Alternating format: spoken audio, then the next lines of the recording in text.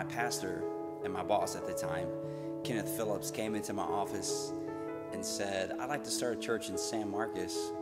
Would you like to be a part of it?" And I said, "Absolutely." And so about 4 months later, in 2003, we started Promised Land San Marcos. And San Marcos is about 45 minutes south of Austin. For about 2 years, we were a mobile church. We moved in and out of the Texas State campus. And then in 2005, we found our first property. It was 10 acres, an empty warehouse, and we bought it. And we jumped in, we started remodeling it, and God really began to bless what we were doing. It was a perfect example of hard work. I mean, we worked so hard.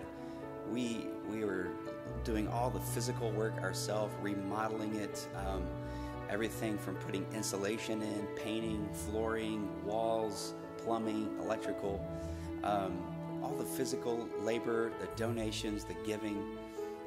So there was a lot of work on our part, but then God just blessed it in a way that only He could do. So we grew numerically, and we had to start adding services, and we eventually had 3 morning services in that first building. And then in 2010, we started making plans to build a new worship facility. That was a pivotal year for us. We really had to make the decision, is God calling us to greater things, or does He just want us to maintain where we're at? Because we were big. We were a big church for a small town.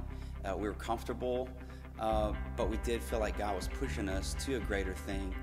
And so we went for it, and we decided to build a new building. We felt like God was also asking us to plant another church in the U.S.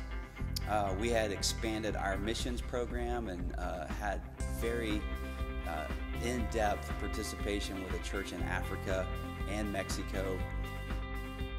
What's interesting is that our weekly attendance at our home location hadn't grown as much at this point, but we were investing all these seeds spiritually in other places, other countries, and deciding to expand our base here in San Marcos.